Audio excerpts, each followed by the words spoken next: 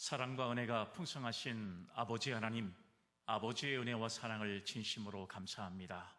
오늘도 주의 말씀으로 우리를 새롭게 하시며 우리의 삶이 변화된 삶을 원하시는 하나님의 뜻에 합당한 신앙과 믿음의 모습으로 주님 전에 나와 예배드리며 우리의 삶을 새롭게 결단하는 우리 모든 믿음의 백성들에게 하나님의 은혜로 채워지는 축복의 시간 되게 하옵소서.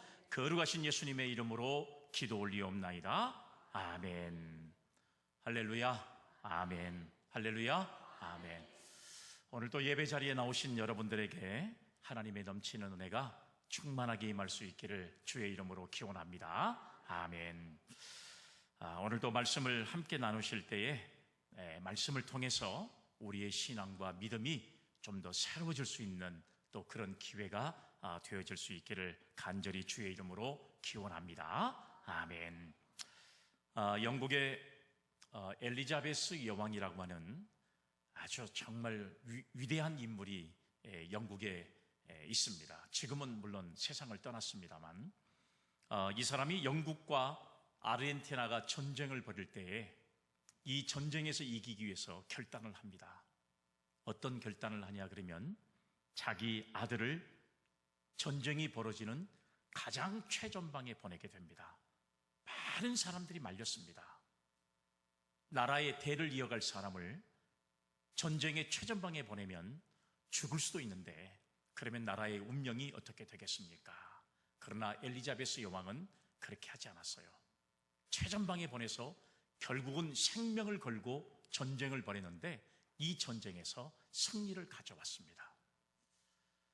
여러분, 일본의 나라가 청나라와 전쟁을 할 때의 이야기가 아마 역사적으로 여러분들도 알고 있는 이야기가 되겠습니다만, 일본의 사성장군이었던 노기는 두 아들이 있었습니다. 청나라와의 전쟁을 벌이면서 이 전쟁에서 반드시 이겨야 되는 그런 전쟁이었습니다. 그런데 노기라고 하는 이 장군은 자기 아들 두 명을 전선에 내보내게 돼요. 주변에 수많은 사람들이 말겠습니다. 만약에 왕의 이 장군의 아들을 최전방에 보내게 되면 그 아들은 반드시 전쟁에서 죽을 수도 있습니다. 그런데 그렇게 아들 둘을 전쟁에 내보내기만 되겠습니까? 하고 전쟁에 내보냈어요. 그러면서 하는 말이 아주 유명한 말을 남겼습니다. 내 아들이 귀하면 남의 아들도 귀한 법이다. 그래서 결국은 전쟁에 나가서 싸움을 벌이다가 결국은 전쟁터에서 두 아들을 다 잃어버리고 말았습니다. 이렇게 여러분, 역사적으로 보면 가장 위대한 인물, 일을 한 사람들을 우리가 보면 그 위대한 사람들의 일면에는 이렇게 생명을 걸고 그렇게 결단하는 그런 삶을 살아가는 사람들이 결국은 큰 일을 해내는 경우들을 우리가 볼 수가 있습니다. 성공적인 삶을 살아가는 사람들의 특징을 저는 한마디로 말하라고 하면 무슨 일을 하든지 생명을 걸고 하는 사람들이다. 저는 이렇게 여러분들에게 말씀을 드릴 수 있어요. 이런 사람들이 있잖아요. 너 죽고 나 살자. 여러분, 이런 사람들은 그리 무서운 사람들이 아닙니다.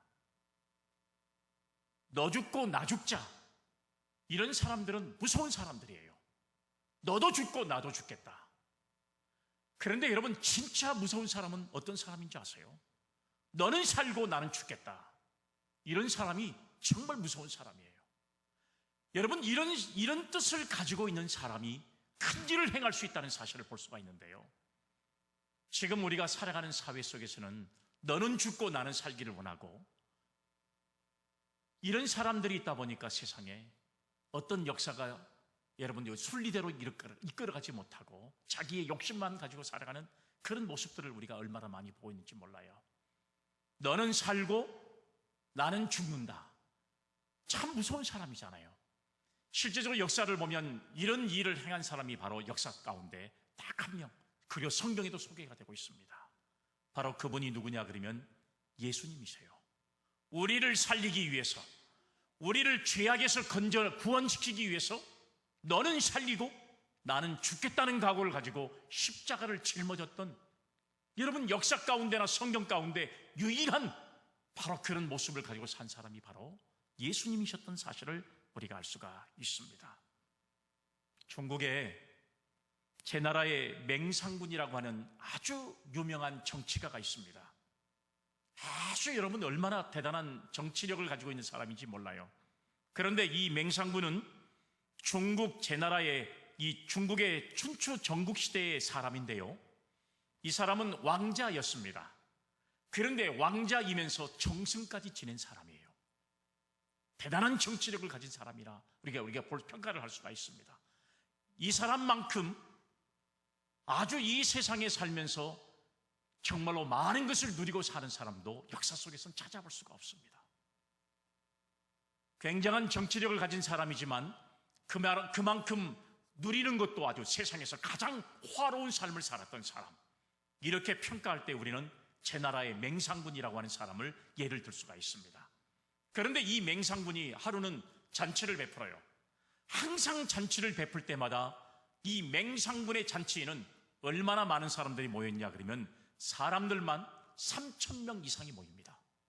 그런데 중요한 것은 그 3,000명의 사람들이 뭐 정치하는 사람들, 아니면 어떤 사회적인 명성을 가지고 있는 사람들, 이런 사람들이 모이는 잔치가 아니라 전부 사회의 하층민들, 거지, 그 다음에 몸을 제대로 가르지 못하는 사람들조차, 이런 사람들까지 전부 모여드는데요, 이런 사람들을 위해서 잔치를 베풀 때마다 아낌없이 자기가 가지고 있는 재산을 전부 이렇게 베풀어가는, 정말로 여러분 이 중국의 제나라 가운데 가장 역사적으로 유명한 일을 했던 사람 중에 한 사람이 바로 맹상군입니다. 그런데 집이 없는 사람들은 자기가 사는 집을 내주기도 하고, 사람들이 기거할 수 있는 집을 만들어서 그 사람들이 살 수 있도록 만들어주고, 그러니까 모든 사람들이 이 맹상군을 존경하고 사랑할 수밖에 없는 거예요. 왕자이면서도 정승까지 지낼 정도의 인물이라면 얼마나 여러분 그 당시의 사람들이 존경했던 인물인가를 알 수 있잖아요. 그런데 문제가 발생했습니다. 어떤 문제가 발생했냐 그러면 이 맹상군에게는 정말로 아름다운 미인, 바로 부인이 있었습니다. 그런데 그 집에 자기의 사는 집이 없어서 기거했던 사람 가운데 한 사람이 이 맹상군의 부인을 흠모하기를 시작했습니다. 이것은 금방 이 맹상군의 부하들에 의해서 발각이 됐어요. 그리고 맹상군에게 보고합니다. 장군의 이 부인을 흠모하는 사람이 지금 이 집에 있는데 당장 데려다가 먹을 칩시다. 그랬더니 이 맹상군이 하는 말이 어떤 말인지 보세요. 사랑하고 좋아하는 것은 다 사람들의 인지상정인데 그 말이 나가지 않도록 조용히 입을 다물고 있어라 하고 그런 시간을 1년 동안 보내게 됐습니다. 그리고 1년이 지나고 난 이후에 이 맹상군은 자기 아내를 흠모했던 그 거지를 불렀습니다. 내가 너에게 좋은 자리를 주려고 아무리 노력을 해봐도 자리가 나지 않으니까 우리 제나라의 이웃나라인 위나라에 내가 아는 높은 관리가 있으니까 그 나라에 가서 자리를 마련할 수 있도록 내가 미리 조처를 했으니까 그 나라에 가서 정치를 할 수 있도록 내가 기회를 주겠다. 여러분, 맹상군이 자기 아내를 좋아했던 이 사람을 10번을 죽여도 시원찮을 사람이에요. 그런데 자기하고 같은 이웃나라에 위나라에 이 사람을 보내가지고 자리를 준다고 생각한다고 생각해보세요. 얼마나 대단한 사람인가 알 수 있잖아요. 그리고 결국은 그 사람은 바로 이제 위나라에 가서 결국은 훌륭한 정치가가 됩니다. 그런데 시간이 흘러가지고 큰 문제가 또 하나가 발생이 됐어요. 여러분들도 다 역사적으로 알고 있는 이야기지만 제나라와 위나라가 전쟁을 할 수밖에 없는 상황이 벌어지게 됐습니다. 전쟁의 소식을 들었던 그 거지가 위나라 왕을 찾아갑니다. 그리고 그 위나라 왕에게 이런 말을 해요. 제나라와 위나라는 형제 국가인데 전쟁을 하지 않기로 약정을 했는데 만약에 우리나라가 전쟁을 벌이게 되면 이제 제나라와 관계는 끊어지게 됩니다. 그러니까 전쟁을 그만두기를 간절히 바랍니다 하면서 그가 남겼던 말이 어떤 말이냐, 지금 내가 이 전쟁을 끊을 수만 있다면 당장 내 목에 피를 내어서 전하의 옷깃에 뿌리겠습니다. 이 전쟁이 만약에 끝이지 않으면 내 목을 따서 내가 그 피를 바로 왕에게 뿌리겠습니다 하고 그런 정말 간절한 마음으로 이 전쟁을 막았습니다. 결국은 여러분, 제 나라와 위나라는 이 엄청난 전쟁에서 모두가 다 어려움을 당할 수밖에 없는 이런 상황을 바로 제 나라에서 맹상군이 죽이지 않았던 거지가 위나라에 가서 정치하면서 위대한 정치꾼이 되고 결국은 정치인이 돼서 결국은 그 전쟁을 막았다고 하는 유명한 일화의 내용이 있습니다. 여러분, 이 말은 어떤 말이냐? 생명을 걸지 않으면, 자기의 목숨을 걸지 않으면 큰 일을 행할 수 없다는 사실을 우리에게 가르쳐주고 있는 예화로도 이야기할 수가 있습니다. 여러분, 어떤 사람은 이런 사람이 있어요. 장난을 쳐도요, 생명을 걸고 장난을 치는 사람이 있습니다. 장난인데도 불구하고 생명을 걸고 장난을 치는 사람이 있어요. 무서운 사람이잖아요. 그런데 어떤 사람들은 사람을 죽이는데 생명을 거는 사람도 있습니다. 여러분, 이 사람이 바로 역사적으로 아주 정말 우리가 역사 속에서 지울 수 없는 인물인데 바로 그 사람이 우리가 잘 알고 있는 히틀러라고 하는 인물인 것을 알 수 있잖아요. 여러분, 그런 유대인을 600만 명이나 학살한 그런 대표적인 사람이라는 것을 알 수 있잖아요. 그는 이렇게 600만 명의 사람들을 점점 죽여가면서도 양심의 가책이 없었습니다. 그러나 그를 힘들게 하는 것은 바로 뭐였냐 그러면 매일 밤 누가 죽이러 오는 것만 같은 공포를 느끼는 그런 삶을 살았습니다. 이런 공포감을 가지면 가질수록, 이 공포감이 커가면 커갈수록 히틀러는 더 많은 유대인들을 이제 살상하는 이런 일을 저질렀던 사람들이 바로 여러분이 히틀러였던 것을 알 수가 있어요. 하루는 히틀러가 예언을 잘하는 사람은 예언자에게 찾아갔습니다. 내가 지금 이런 상황에 접해져 있는데 정말로 내가 언제 죽을지 내 운명을 알지 못하고 내가 매일 밤마다 고통을 당하고 있는데 내가 죽을 날이 언제인지를 예언을 해줬으면 좋겠습니다. 이렇게 부탁을 했더니 그 예언자가 하는 말이 뭐라고 말하냐? 당신은 유대인의 축제날에 반드시 죽습니다. 이렇게 이야기를 했어요. 그러니까 히틀러가 그 예언자에게 또 이런 이야기를 합니다. 그러면 유대인의 축제날이 언제입니까? 그날만 알 수만 있다면 좋겠습니다. 이렇게 이야기했더니 예언자가 이런 말을 합니다. 유대인의 축제일이 언제인지는 구체적으로 알 수가 없습니다. 그러나 한 가지 분명한 것은 당신이 죽는 날이 유대인의 축제날이 될 것입니다. 여러분, 이런 말을 들었음에도 불구하고 히틀러는 미친 듯이 생명을 걸고 사람을 죽였던 사실을 역사가 증명하고 있는 것을 알 수가 있지 않습니까? 오늘 여러분, 이러한 사람이 국가의 지도자가 되면 얼마나 여러분 불행한 일들이 많이 벌어진가를 우리는 여러분 과거의 역사를 통해서 너무 잘 알고 있잖아요. 오늘 이 본문의 말씀을 보면 바울은 오순절까지 예루살렘에 도착하려고 하는 바쁜 일정 때문에 예배소에 들리지 않기로 결단하는 모습이 오늘 성경에 나옵니다. 16절 말씀 한번 보겠습니다. 바울이 아시아에서 지체하지 않기 위하여 예배소를 지나 배 타고 가기로 작정하였으니 이는 될 수 있는 대로 오순절 안에 예루살렘에 이르려고 급히 감이더라. 이렇게 말씀하고 있어요. 그래서 바울은 밀레도에서 예배소 교회 장로들을 초청해가지고 고별 설교함으로써 권면을 하는데 본문은 그 고별 설교의 내용이 성경에 기록되어 있는 말씀이 본문의 말씀입니다. 특히 이 본문은 바울이 예루살렘으로 가고자 하는 계획을 말하고 있다는 사실이에요. 자, 한번 말씀 보겠습니다. 오늘 본문 말씀 22절로 24절. 보라, 이제 나는 성령에 매여 예루살렘으로 가는데 거기서 무슨 일을 당할는지 알지 못하노라. 오직 성령이 각 성에서 내게 증언하여 결박과 환난이 나를 기다린다 하시나 내가 달려갈 길과 주 예수께 받은 사명 곧 하나님의 은혜의 복음을 증언한 일을 마치려 하면은 나의 생명조차 조금도 귀한 것으로 여기지 아니하노라. 아멘. 사랑하는 여러분, 오늘 주 예수께 받은 사명 곧 하나님의 은혜의 복음을 증언하는 일을 마치려 하면은 나의 생명조차 조금도 귀한 것으로 여기지 않겠다는 사도 바울의 고백이 결단이 이 오늘 말씀 속에 담겨져 있다는 사실이에요.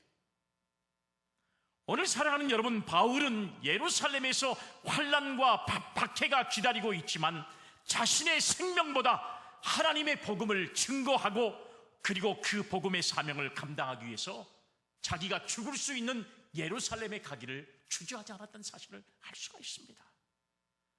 더욱이 성령님의 증거로 이미 어려움이 있을 것이라는 것을 알고 있으면서도 복음을 위해 예루살렘으로 가고자 결심했다는 사실은 주의 사명을 맡은 자가 어떤 헌신과 희생의 자세를 가져야 될 것인가를 우리에게 모범적으로 보여주고 있는 사람이 오늘 성경에 소개되고 있는 바울의 삶이었던 것을 알 수가 있습니다. 이렇게 바울이 생명을 걸고 목숨을 바쳐가면서 예루살렘으로 향했던 것처럼 그의 사명의 이 감당이 오늘날까지 저와 여러분들이 복음을 받아들일 수 있는 역사를 이뤘던 바로 성경의 위대한 인물이 되었던 사실들을 우리는 여러분 역사적으로 알 수 있잖아요. 오늘 여러분, 우리가 살아가면서 우리에게 맡겨준 일도 마찬가지잖아요. 우리가 하는 생업도 마찬가지입니다. 적당히 해서는 아무것도 할 수가 없어요. 직장 생활도 마찬가지고 우리가 하는 사업도 마찬가지고 여러분, 우리가 하는 어떤 우리 개인적인 일도 마찬가지입니다. 여러분, 신앙의 일은 더 마찬가지입니다. 우리가 여러분 세상의 일도 목숨을 거는 사람과 그렇지 않는 사람의 차이가 엄청나게 납니다. 그런데 하나님의 일은 목숨을 걸지 않으면 할 수 없는 일이 바로 하나님께서 우리에게 맡겨준 사명이라고 하는 사실을 우리는 너무 잘 알고 있잖아요. 오늘 여러분, 이런 것처럼 성경은 무엇인가에 생명을 건 사람들의 기록인데요, 우리도 주님이 맡겨주신 사명에 목숨을 걸고 감당해서 오늘 저와 여러분들의 삶에서 하늘의 복으로 채워지는 놀라운 은혜를 경험하는 우리 믿음의 성도들이 되기를 주님의 이름으로 기원합니다. 아멘. 그러면 저는 오늘 성경에 세 사람을 좀 소개를 하려고 해요. 목숨을 건 사람들, 이 세 사람의 이야기를 여러분들이 함께 나누시면서 저와 여러분들도 신앙과 믿음 안에서 최선을 다할 수 있는, 그래서 하늘의 이 보화가 오늘 우리의 삶 속에서 충만하기를 바라고, 사도 바울처럼 나의 생명조차도 조금도 귀한 것으로 여기지 않는 사명 감당의 은혜가 오늘도 예배드리는 저와 여러분들에게 함께 할 수 있기를 주의 이름으로 기원합니다. 아멘. 첫 번째는 목표에 목숨을 건 사람이 있습니다. 그게 바로 성경의 여호수아라고 하는 사람이에요. 목표에 목숨을 건 사람이었습니다. 목표가 분명한 사람이 무슨 일이든지 능률적으로 일을 잘 해낼 수가 있습니다. 목표가 없으면 일이 터덕거릴 수밖에 없어요. 축구선수가 공을 몰아요. 그럼 목표가 어디입니까? 상대방의 골대입니다. 상대방의 골대로 여러분 전진하고 그 골대로 공을 올려야 골이 올릴 수 있는 것이지, 만약에 여러분 방향을 몰라가지고 어디로 공을 찰지 모르고 만약에 운동장에서 뱅뱅 돌고 있다면 그 경기는 능률적인 경기가 되겠습니까? 안 되겠습니까? 안 되는 거예요. 미국의 수정교회 슐러 목사님은 아주 의미심장한 이야기를 했더라고요. 이런 말을 했습니다. 목표가 분명하고 목표를 향하여 최선을 다하는 사람은 호랑이보다 무서운 사람이다. 호랑이보다 무서운 사람이다. 뿐만 아니라 목표에 대해서 연구를 많이 했던 SMI 창시자 폴 마이어는 이런 말을 했어요. 내가 목표를 세우면 목표는 나를 끌어준다라고 하는 말을 했습니다. 내가 목표를 세우는데 그 목표가 나를 끌어준다는 사실이에요.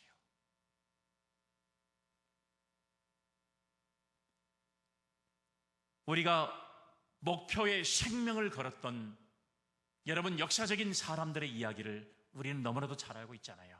제가 소개해준 사람들 말고도 목표의 어떤 문제에 목숨을 걸고 생명을 걸고 일했던 사람들이 결국은 큰 역사를 만들어가는 이런 사실도 볼 수 있는데요, 오늘 여러분 성경에 나타나 있는 여호수아라는 사람도 그런 사람 중에 한 사람이었습니다.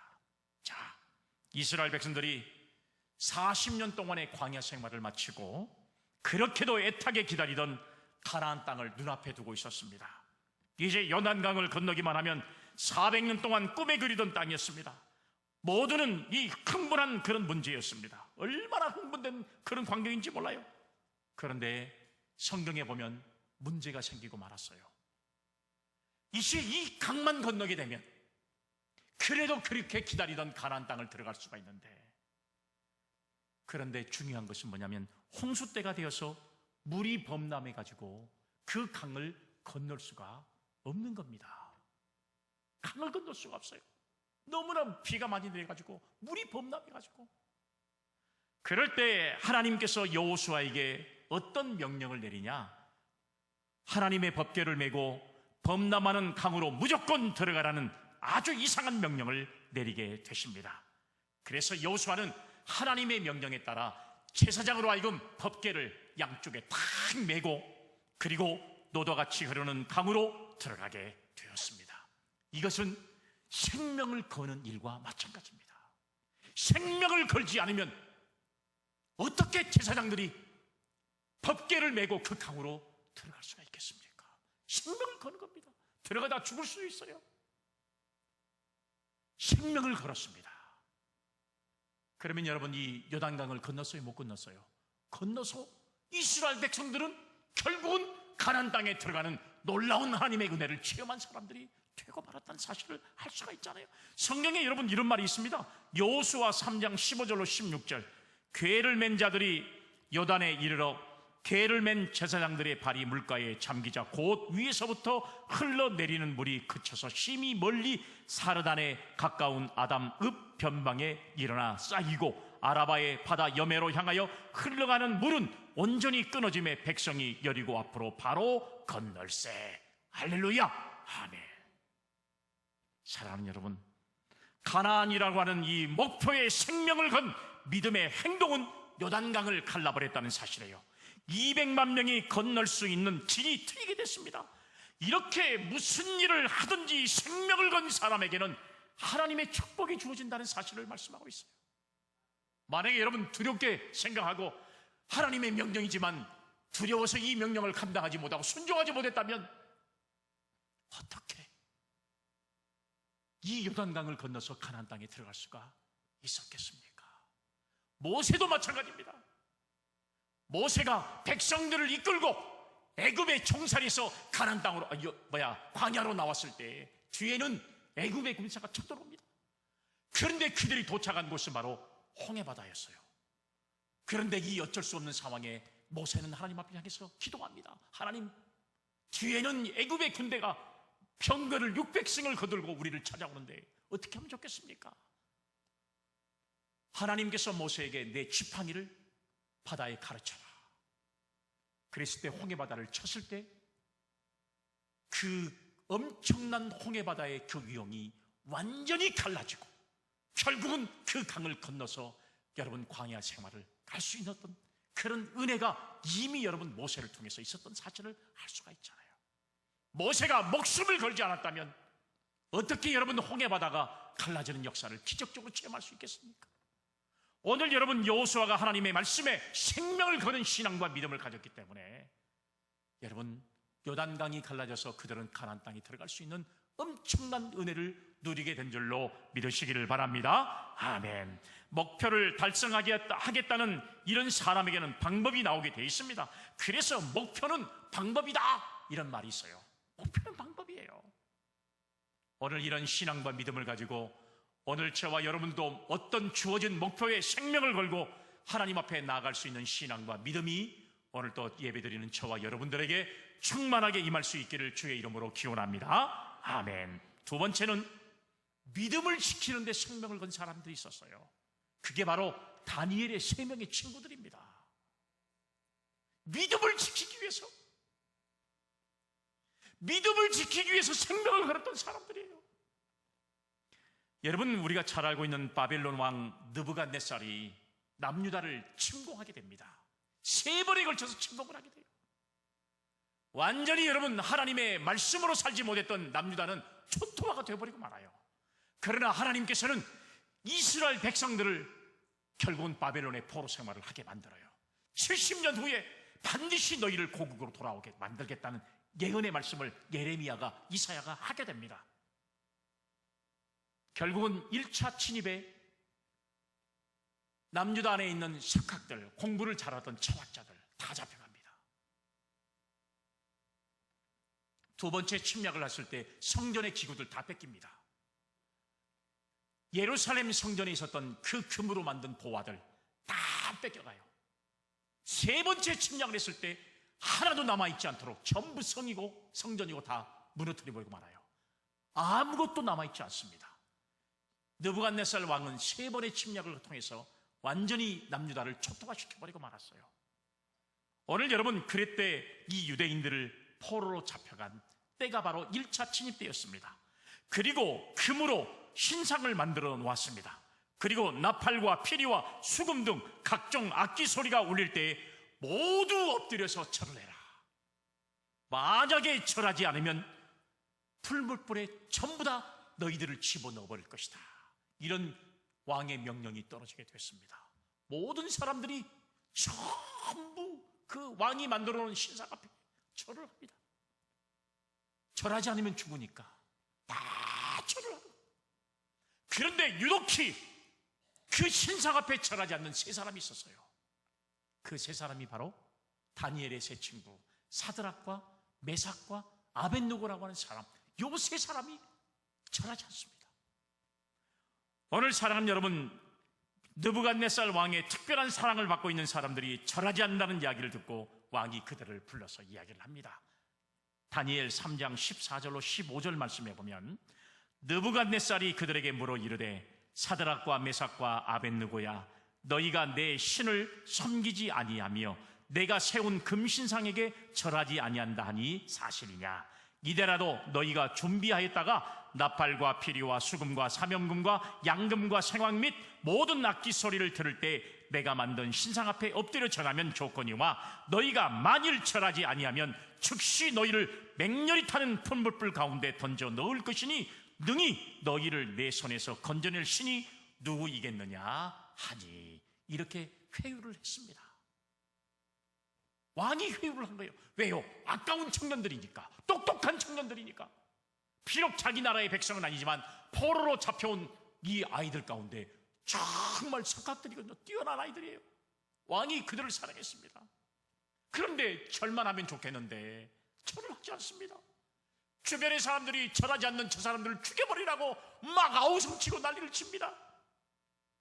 이때 그들은 생명을 걸고 이런 말을 해요. 다니엘 3장 16절로 18절 말씀해 보니까, 사드락과 메삭과 아벳느고가 왕에게 대답하여 이르되 느부갓네살이여, 우리가 이 일에 대하여 왕에게 대답할 필요가 없나이다. 왕이여, 우리가 섬기는 하나님이 계시다면 우리를 맹렬히 타는 풀물불 가운데 능히 건져내시겠고 왕의 손에서도 건져내시리이다. 그렇게 하지 아니하실지라도 왕이여, 우리가 왕의 신들을 섬기지 아니하고 왕이 세우신 금신상에게 절하지도 아니한 줄을 아옵소서. 할렐루야, 아멘. 할렐루야, 아멘. 사랑하는 여러분, 자기들의 신앙의 목표가, 여러분 믿음의 목표가 철저하니까 생명의 위협을 받는 이 순간에도 신앙을 저버리지 않고 끝까지 믿음을 지켰던 이런 대단한 신앙과 믿음을 가진 사람들이 바로 다니엘의 세 명의 친구였던 사드락과 메삭과 아벳느고라고 하는 사람인 것을 우리는 알 수가 있지 않습니까? 왕은 여러분 이 말을 듣고 화가 났습니다. 그래서 평소에 풀물불보다 7배나 더 세게 그 불을 당겨가지고 거기다 집어넣어버려라 하고 여러분 화가 나가지고 회유를 해도 왕의 말을 안 들으니까 집어넣는데 그 안에 3명을 집어넣는데 몇 사람이 보이는 거예요? 4명이 보이는 거예요. 4명이. 깜짝 놀랐습니다. 3명을 집어보냈는데 그 풀물불 안에 여러분 그 사람이 몇 명이 보이냐? 4명이 보이는 거예요. 그걸 다시 건져냈습니다. 다시 나오게 했더니 이 맹렬히 타는 풀물불 가운데 머리 하나도 타지 않고 사드락과 메삭과 아벳느고가 나온 것을 왕이 보고 왕이 뭐라고 이야기하냐? 다니엘 3장 30절에 뭐라고 그랬습니까? 왕이 드디어 사드락과 메삭과 아벳느고를 바벨론 지방에서 더욱 높이니라. 할렐루야, 아멘. 너희들 신앙이 진짜 신앙이다. 너희들 믿음이 진짜 믿음이다. 오늘 여러분 우리의 신앙이, 여러분 말은 이렇게 하고 있지만 저의 신앙이 이렇게 말을 하고 있지만 과연 하나님 앞에 이렇게 인정받을 수 있는, 세상의 사람들로부터 이렇게 인정을 받을 수 있는, 진짜 당신이 그리스도인들이고 당신이 진짜 예수 믿는 사람들이다, 이렇게 인정받는 삶을 살고 있습니까? 환경에 따라서 변하고, 조금만 불편하면 변하고, 조금만 불편하면 원망하고 살아가는 것이 우리들의 모습이잖아요. 언제까지 여러분 개인적인 신앙과 개인주의로 우리가 신앙생활을 하면서 하나님이 내 입맛에 맞게 움직여주기를 바라는 이런 신앙생활을 합니다. 사드락과 메삭과 아벳느고는 믿음의 목표를 가지고 생명을 거는 신앙과 믿음을 가질 때 하나님이 그들을 높여주셨던 사실들을 성경이 지원하고 있잖아요. 오늘 생명을 걸고 믿음을 지킨 다니엘의 3명의 친구들에게 하나님은 특별한 보상을 허락하신 줄로 믿으시기를 바랍니다. 아멘. 하나님은 이렇게 믿음을 지키는 데 생명을 건 사람들을 축복해 주신 줄로 믿으시기를 바랍니다. 아멘. 마지막 3번째는요, 기도의 생명을 건 사람이 있습니다. 기도의 생명을 건 사람이 바로 성경에 나타나 있는 다니엘이라고 하는 사람이에요. 여러분, 다니엘입니다. 바벨론은 느부갓네살 왕이 죽고 난 이후에 왕이 다리오라고 하는 사람이 왕이 됩니다. 그럴 때 포로로 데리고 왔던 다니엘이 너무 똑똑하고 총명하니까 그를 얼마나 사랑했는지 몰라요. 여러분, 포로로 잡혀온 아이들인데 그렇게 왕들이 사랑하는 거 보면 참 특별한 아이들인 것 같아요. 특별한 사람들이었습니다. 그래서 여러분, 그 나라에 나중에 보면 총리와 방백들이 얼마나 여러분 이 다니엘을 시기하고 질투하고 다니엘을 죽이기 위해서 얼마나 여러분 이 음모를 짜고 이런 일들이 많이 벌어지고 있는가를 알 수가 있잖아요. 그래서 다니엘을 죽일 계획을 세웠습니다. 다니엘은 기도하지 않고는 견딜 수가 없는 신앙인의 사람이었습니다. 그래서 그들은 모략을 꾸밉니다. 어떤 모략을 꾸몄냐? 이것은 철저하게 다니엘을 죽이기 위한 모략이었습니다. 보세요. 말씀 다니엘 6장 7절로 8절. 나라의 모든 총리와 지사와 총독과 법관과 관원이 의논하고 왕에게 한 법률을 세우며 한 금령을 전하실 것을 구하나이다. 왕이여, 그것은 곧 이제부터 30일 동안에 누구든지 왕예에 어떤 신에게나 사람에게 무엇을 구하면 사자굴에 던져놓기로 한 것이니이다. 그런즉 왕이여, 원하건대 금령을 세우시고 그 조서에 왕의 도장을 찍어 메대와 바사에 고치지 아니하는 규례를 따라 그것을 다시 고치지 못하게 하옵소서 하매. 누구를 잡으려고 하는 거예요? 다니엘을 잡으려고 하는 거예요. 왜요? 다니엘은 기도의 사람이었으니까. 하루에 여러분 예루살렘을 향해서, 비록 여러분 지금은 포로로 왔던 바벨론의 포로 생활을 한 사람이지만 그래도 자기 고국을 그리워하면서 고국을 바라면서 하루에 3번씩 기도해서 하나님 이 민족을 구원해 주세요. 하나님 이 민족을 살려주세요. 하나님 앞에 기도했어요. 이 기도의 삶을 살아간다는 사실을 방백들과 총리들이 알고 지사들이 알고 어떻게든지 다니엘을 죽이려고 해요. 왜요? 왕의 신임을 너무 많이 받으니까 시기하고 질투하는 겁니다. 여러분, 세상도 마찬가지잖아요. 좀 잘나면 시기 대상이 되잖아요. 여러분들 좀 잘 나가는 사람들 보면 시기하고 싶은 마음이 생기잖아요. 좀 나보다 나은 사람들 보면 격려하고 축하해 주는 것보다는 시기와 이런 것들이 오늘 여러분들 우리 마음속에 있잖아요. 빼내야 돼요. 예수 믿으면서 그거 빼내지 못하면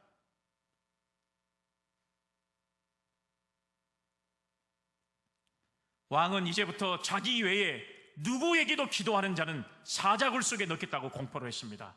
그러나 다니엘은 기도했어요. 그때 모습을 성경은 이렇게 이야기하고 있어요. 다니엘 6장 10절. 다니엘이 이 조서에 왕의 도장이 찍힌 것을 알고도 자기 집에 돌아가서는 윗방에 올라가 예루살렘으로 향한 창문을 열고 전에 하던 대로 하루 3번씩 무릎을 꿇고 기도하며 그의 하나님께 감사하였더라. 할렐루야. 아멘. 사랑하는 여러분, 왕의 도장이 찍어 있는 거예요. 30일 동안에 어떤 누구에게도 기도하거나 절해서는 안 돼요. 그런데 그것을 알고 있으면서도 다니엘은 집에 돌아와서 예루살렘을 향해 하나님 앞에 기도하는 시간을 가졌다고 하는 사실이에요. 그러니까 걸려들었어요, 안 걸려들었어요? 제대로 걸려들었죠. 총리들과 주변에 여러분 다니엘을 시기했던 사람들이 그야말로 여러분 얼마나 호재를 부를 수 있는 기회입니까? 이야, 이제 다니엘이 걸려들었다, 죽었다, 너는 이제 끝났다라고 생각을 했어요. 그런데 다리오 왕은 할 수 없이 조서에 적힌 대로 다니엘을 사자굴 속에 집어넣었습니다. 그런데 죽었습니까? 안 죽었습니까? 안 죽었지요. 하나님께서 천사를 통해서 사자의 입을 다 막으셨다고 하는 사실. 사자의 입을 다 막으셨다는. 여러분, 이 일을 안 왕은 다니엘을 국무총리로 임명하게 됩니다. 결국은 여러분, 역시 인물은 인물이다. 우리에게 여러분 얼마나 많은 고통과 고난이 찾아온다 할지라도 끝까지 이겨낸 사람에게 반드시 주어지는 하나님의 축복이 임하게 되는데, 이를 계기로 해서 왕은 이 다니엘을 더 신임하게 되고 다니엘을 국무총리로 세우는 역사를 기록한 줄로 믿습니다. 아멘. 이렇게 생명을 걸고 기도한 사람들을 하나님께서 반드시 보상해 주시고 축복해 주신다는 사실이에요. 하나님께서는 생명을 걸고 기도하는 사람은 반드시 그의 기도에 응답해 주신다는 사실이에요. 오늘 여러분, 우리가 이런 신앙과 믿음을 가지고 살아가야 되지 않겠습니까? 기도는 응답이라고 하는 사실입니다. 기도는 만사를 변화시키는 거예요. 기도하면 됩니다. 생명을 걸고 하는 기도에 하나님이 반드시 축복해 주신다는 사실을 말씀하고 있어요. 오늘 본문의 말씀에 보면 바울은 복음을 증거하는데도 생명을 조금도 귀한 것으로 여기지 않는다고 고백했잖아요. 그리고 오늘 또 이곳 또 내일은 저곳에 복음을 전하는 일에 최선을 다했습니다. 우리는 여러분, 이 최고의 목표는 생명 구원인데 바울은 복음을 위해서 생명을 조금도 귀하게 여기지 않았다고 하는 사실이에요. 말씀 한번 볼까요? 오늘 본문 24절 한번 띄워주시죠. 내가 달려갈 길과 주 예수께 받은 사명 곧 하나님의 은혜의 복음을 증언하는 일을 마치려 하면 나의 생명조차 조금도 귀한 것으로 여기지 아니하노라. 할렐루야. 아멘. 오늘 여러분, 우리에게 맡기신 사명을 위해서 우리가 생명조차도 귀하게 여기지 않는 그런 신앙과 믿음을 가지고 우리가 믿음 생활을 감당하면 하나님께서 반드시 우리를 인정해 주시고 보상해 주신 줄로 믿으시기를 바랍니다. 아멘. 아브라함에게 하나님께서 이삭을 바치라고 했어요. 100세에 난 아들입니다. 그리고 하나님께서 약속하셨어요. 네 후손을 하늘의 별과 같이 바다의 모래알같이 너의 후손을 주겠다고 했는데 이 아브라함은 자기 나이 100세에 이 첫 아들을 낳았는데 이 아들을 갖다가 모리아 산에서 번지로 바치라고 하는데, 세상에 이런 하나님이 어디 있습니까? 낳은 외아들 한 명을 갖다가 이 세상에 이 아들을 번제로 바치라는 거예요. 번제로 바치라는 것은 가죽을 벗기고 전부 살을 예워서 그걸 불로 태워서 제물로 드리라고 하니, 여러분, 이것을 용납할 부모가 어디 계십니까? 생각해 보세요. 눈에 넣어도 안 아플 이 아이, 100세에 낳은 아이, 기적적으로 하나님께 주신 선물, 그런데 줄 때는 언제고 또 뺏어가요? 그렇지만 여러분, 이 아브라함은 하나님의 말씀에 순종했습니다. 그럴 때 모리아산에서 가지고 왔던 장작과 재물을 하나님께 준비하실 것이라는 사실을 생각하고 이 아들을 잡아 죽이려고 할 때 하나님께서는 그런 아브라함의 신앙과 믿음을 위대하게 보셔서 바로 민족의 조상, 신앙의 조상이 되게 하는 엄청난 축복을 허락하시는 은혜를 아브라함에게 허락하신 줄로 믿습니다. 아멘. 이런 믿음이 오늘 예배드리는 저와 여러분들에게 임하셔서 나뿐만 아니라 우리의 자손들이 복을 받고 하나님의 은혜 가운데 거할 수 있는 축복된 성도들이 되시기를 간절히 주의 이름으로 기원합니다. 아멘. 사랑과 은혜가 풍성하신 아버지 하나님, 우리의 신앙과 믿음이 과연 생명을 걸고 우리가 주님께서 우리에게 맡겨준 사명을 잘 감당하고 있는지를 돌아보게 하셔서 생명을 걸었던 아버지 하나님이여, 오늘 여호수아와 또 다니엘과 다니엘의 3명의 친구처럼 우리가 주님 앞에 정말로 목표를 정하고 그리고 믿음의 목숨을 걸고 그리고 기도의 목숨을 걸 수 있는 신앙의 삶을 살아가는 저희들 다 되게 하옵소서. 거룩하신 예수님의 이름으로 기도 올리옵나이다. 아멘.